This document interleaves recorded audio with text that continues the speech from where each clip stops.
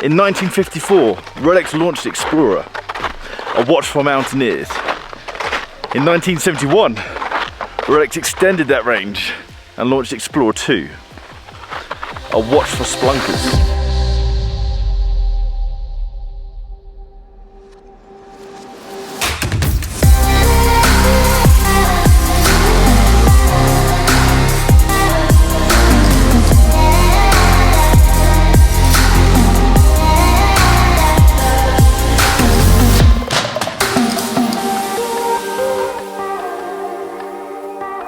I'm in Zermatt, Switzerland, just below the Matterhorn. I'm about 2,730 meters up and in an ice cave.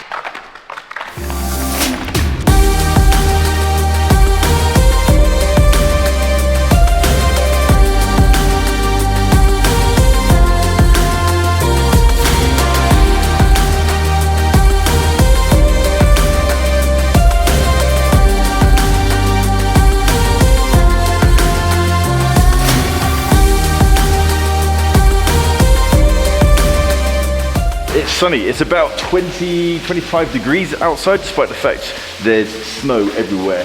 But as you can see, as you can hear, the cave is melting. Every moment or so, the rocks just fall from the edge of the ice. This place looks like it's made of glass. Crazy how smooth all this stuff is. There's actually a piece of rock sticking out, and you can see the sediment kind of just suspended in the ice.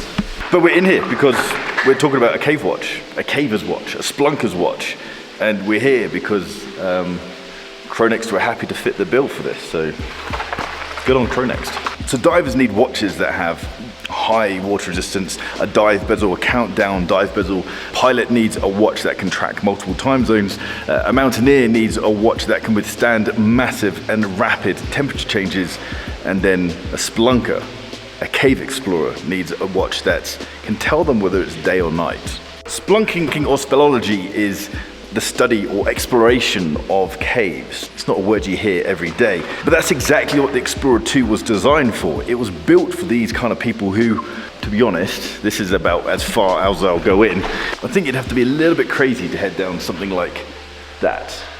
It's dark, it's wet, and that really isn't my cup of tea.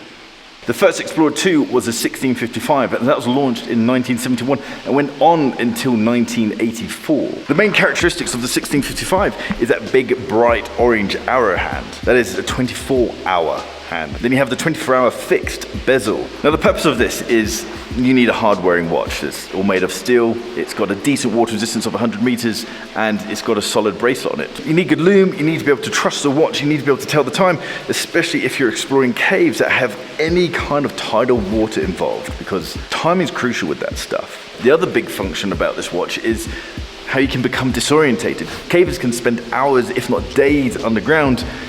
You kind of want to know whether it's day or night outside, and that's what you can use this 24-hour hand for.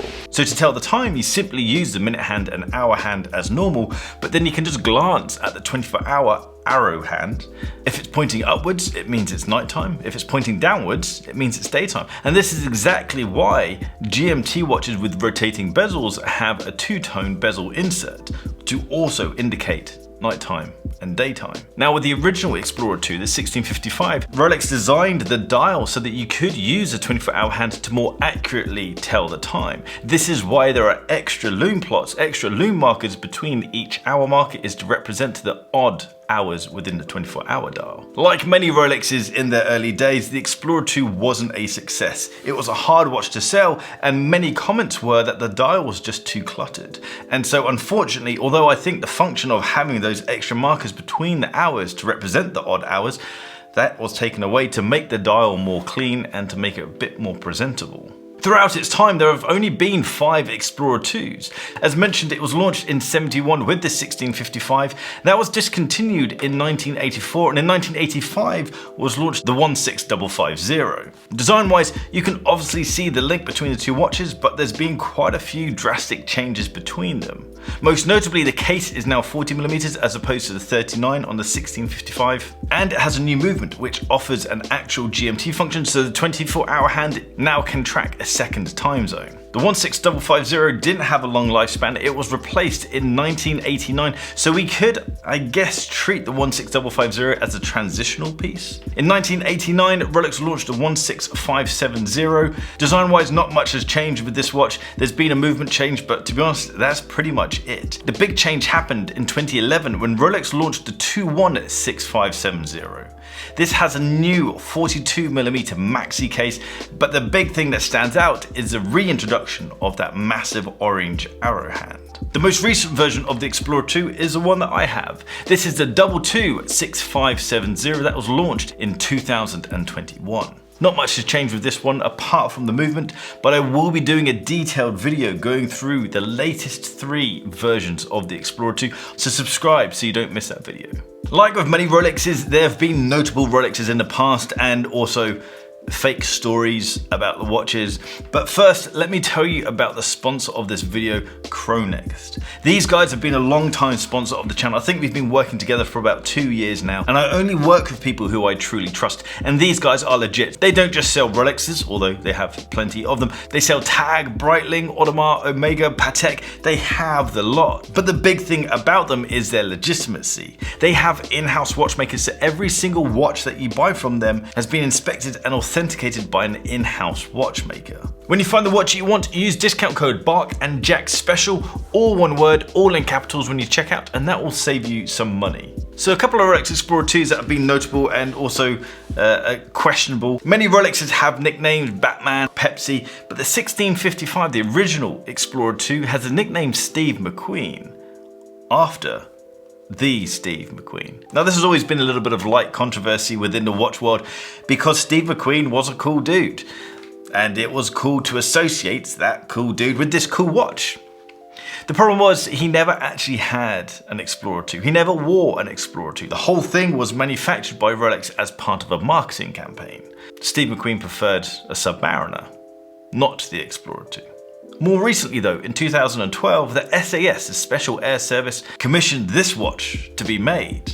This is an SAS Explorer II. Only serving members of the SAS were allowed to purchase this. Of course, everything that is collectible trickles out eventually, and these are now trickling out into the wild. I'm not a big fan of engraved sides of watches, but when you recognize the saying, "Who dares wins," just to look down and see that on the side of a watch is pretty damn cool. What also is pretty damn cool is Prince Harry. I'm not a fan of the royal family in the slightest, but Prince Harry is the black sheep of the royal family. For a long time, he's been an Explorer II, where his first Explorer II was a Polar Dial 16550. It was updated when Rolex launched a new 216570. So Prince Harry is a long-time Explorer II fan. The cool thing about this little connection between Prince Harry and the Explorer II is Prince Harry is the most non-royal part of the royal family, and I feel like the Explorer II is the most non-Rolex part of the Rolex family. So I think those two are a pretty cool match. Rolex do many tool watches, and a lot of them have changed, not massively, but the feeling about those watches have changed over time, and there is an argument to say that a lot of Rolex tool watches have transitioned into being luxury watches. Some might call them fashion watches. The Explorer II, however, along with the Explorer, I feel are perhaps the only 2 watches made by Rolex that are true to their original form, true to their original purpose. I think this is still out and out a tool watch, an Explorer's watch. I have a whole video dedicated to the latest 3 versions of the Explorer II. In that video, I'm going to go into detail about the pros and cons of each model. So hit the subscribe button if you don't want to miss that video. If you like this video, hit the thumbs up button. Don't forget to check out Chronext.com and use discount code BARK and JACK SPECIAL, all one word, all in capitals when you check out, and that will save you some money. If you're on Instagram, give me a follow at BARK and JACK. And I'll see you guys next time. Take care.